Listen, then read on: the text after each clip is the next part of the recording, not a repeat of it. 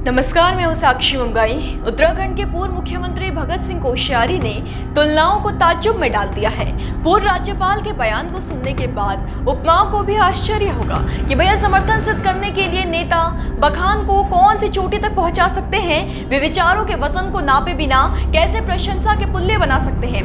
यह हैरानी इसलिए भी स्वाभाविक है क्योंकि एक वरिष्ठ और परिपक्व नेता से जनता शायद इससे कहीं अधिक अपेक्षा रखती है कि वो महिमा गान करने के चक्कर में भगवान और मनुष्य को एक पंक्ति में लिख दे, दोनों को एक वाक्य में रख दे। अब इसका मतलब क्या है, समझने के लिए पहले जरा पूर्व सीएम कोश्यारी का बयान सुन लीजिए और फिर आपको बताते हैं कि भगतदा की पीएम को लेकर कही ये एक बात विवाद कैसे बन गई। भगतदा ने ऐसा भी क्या कह दिया कि विपक्ष हमलावर हो गई, और वो भी इस कदर कि कांग्रेस बयान को चाटुकारिता की हद पार करने वाला बता रहा है।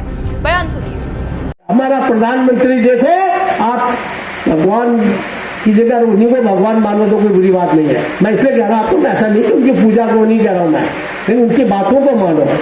जी हाँ, जैसा कि आपने सुना, उत्तराखंड की राजनीति में जिस राजनेता की रणनीतियां अब तक झलकती हैं, वो भगत सिंह कोश्यारी बातों बातों में ये कह गए कि भगवान की जगह यदि पीएम नरेंद्र मोदी को ही भगवान मानो तो कोई बुरी बात नहीं है। इतना ही नहीं, भगत सिंह कोश्यारी ने यह भी कहा है कि मैं ये नहीं बोलता कि आप पीएम की पूजा करें, लेकिन हाँ, उनकी सुने जरूर। आपको बताएं कि भगतदा ने ये बयान रामनगर के शिवलालपुर चुंगी में पूर्व छात्र अध्यक्ष संजय डोरबी के आवास पर आयोजित अपने स्वागत कार्यक्रम में दिया है। खास बात यह है कि ये बयान देखते ही देखते चर्चाओं में आ गया। पूर्व राज्यपाल के इस बयान का वीडियो सोशल मीडिया पर जमकर वायरल हो रहा है। कोश्यारी के शब्दों ने सिर्फ सुर्खियां नहीं, निंदा भी बेतहाशा बटोरी है, खास करके विपक्ष से।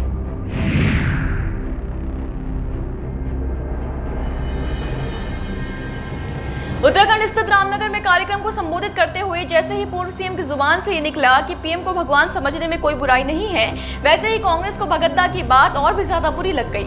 आपको बताएं कि उत्तराखंड कांग्रेस के प्रदेश अध्यक्ष करण महारा ने भगत सिंह कोश्यारी के बयान को आस्था के साथ खिलवाड़ करने वाला बताया है। इतना ही नहीं, करण महारा ने तो कोश्यारी पर निशाना साधते हुए ये तक कह डाला कि भगत सिंह कोश्यारी ने ऐसा बयान देकर चाटुकारिता की सारी हदें पार कर दी है। जी हाँ, महारा भगतदा को आड़े हाथों लेने में चूके नहीं, बल्कि उत्तराखंड कांग्रेस के प्रदेश अध्यक्ष ने इस ओर इशारा किया कि पीएम को लुभाने के लिए भाजपा के वरिष्ठ नेता इस तरह के बयान दे रहे हैं। सुनिए क्या बोले करण महारा।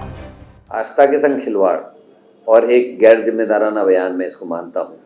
ईश्वर से तुलना मोदी जी की किस लिहाज से वो करना चाहते हैं, ये उनको स्पष्ट करना चाहिए। मर्यादा पुरुषोत्तम राम के बाद शायद ही किसी मनुष्य को भगवान की श्रेणी दी गई हो। भगवान कृष्ण को पूर्ण अवतार माना गया और भगवान राम को पुरुषोत्तम राम कहा गया, लेकिन उसके बाद ये पहली बार देख रहा हूँ इस तरीके की हिमाकत वो लोग कर रहे हैं जो धर्म के नाम पर राजनीति करते हैं, और आज चाटुकारिता की हद पार कर दी है भगत सिंह कोश्यारी जी ने। तो जैसा कि आपने करण महारा को सुना, करण महारा के मुताबिक भगत सिंह कोश्यारी को यह स्पष्ट करना चाहिए कि उन्होंने किस बिना पर यह कहा है कि प्रधानमंत्री को भगवान कहने में कोई बुराई नहीं। उन्होंने कहा है कि भगवान राम के बाद किसी मनुष्य को ईश्वर का दर्जा नहीं दिया गया है। फिर कोश्यारी बताएं कि क्यों उन्होंने इस तरीके का गैर जिम्मेदाराना बयान दिया। वैसे सिर्फ प्रदेश अध्यक्ष करण महारा नहीं, उत्तराखंड कांग्रेस की मुख्य प्रवक्ता गरिमा मेहरा दसोनी ने भी पूर्व सीएम को साधा है। दसोनी ने चुटकी लेते हुए कहा कि भगत सिंह कोश्यारी उम्र के जिस पड़ाव पर है, उस पड़ाव पर व्यक्ति अपने सोचने समझने की शक्ति खो देता है, इसलिए भगतदा की हर बात को माफ कर देना चाहिए। मुझे ऐसा लगता है कि उम्र के इस पड़ाव पर आकर भगत सिंह कोश्यारी जी को सब माफ़ है। भगत सिंह कोश्यारी जी जिस उम्र की दहलीज पर हैं, वहाँ व्यक्ति अपने ज़्यादातर सोचने समझने की शक्ति खो देता है। इंसान को इंसान ही समझा जाए तो बेहतर है, वरना देवी देवता तो हमारे पास 3600 करोड़ हैं, 36,000 करोड़ हैं।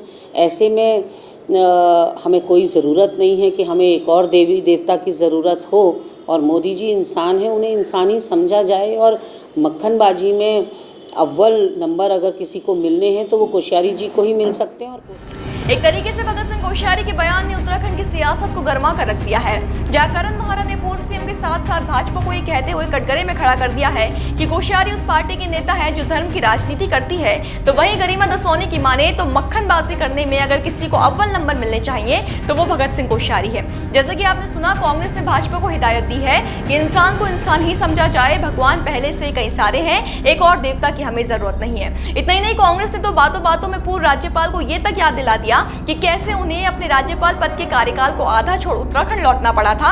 इसके पीछे कांग्रेस ने प्रधानमंत्री मोदी का हाथ बताया है और शंका जाहिर की है कि बावजूद इसके क्यों पूर्व मुख्यमंत्री भगत सिंह कोश्यारी पीएम की चरण वंदना कर रहे हैं। कोश्यारी जी वो बात कर रहे हैं जिनका सबसे बुरा हश्र मोदी जी ने कर दिया।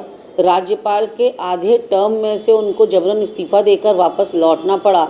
और ऐसे में जितनी छींचा लेदर उनकी इस बुढ़ापे में मोदी जी ने की है, उसके बाद भी जिस तरह से वो चरण वंदना कर रहे हैं, समझ से परे है। और मैं ईश्वर से उनकी सद्बुद्धि के लिए प्रार्थना करूँगी। तो मैं ईश्वर से उनकी सद्बुद्धि के लिए प्रार्थना करूंगी, ये कहना है उत्तराखंड कांग्रेस की मुख्य प्रवक्ता का। देखिए, एक बात तो तय है कि भगत दा का दिया ये बयान कांग्रेस को बैठे बिठाए मुद्दा दे गया है। जाहिर सी बात है कि विपक्ष मसले को भुनाएगी भी और उसका फल भी चखेगी। हालांकि ये भी सत्य है कि बात सिर्फ भाजपा कांग्रेस की नहीं है। सोशल मीडिया पर इस बयान ने वायरल होने के बाद से अब तक जनता की प्रतिक्रिया भी बेहद तीखी दिखी है। जनता ने भी नेताओं को यही नसीहत दी है कि सियासत की परिधि में जन भावनाओं को ना दुखाया जाए, आकार को रोशनी दिखाने से पहले आंकलन की प्रक्रिया दिखा ली जाए। खैर, देखना अब यह है कि बीजेपी के वरिष्ठ नेता और उत्तराखंड के पूर्व सीएम कैसे मामले से निपटते हैं। विपक्ष के तीखे बार का जवाब भाजपा कैसे देगी, जनता को उत्तर क्या मिलेगा, होगा जो भी आपके लिए लेकर आएंगे। बने रहें देवभूमि इनसाइडर के साथ। आज ही डाउनलोड करें देवभूमि इनसाइडर।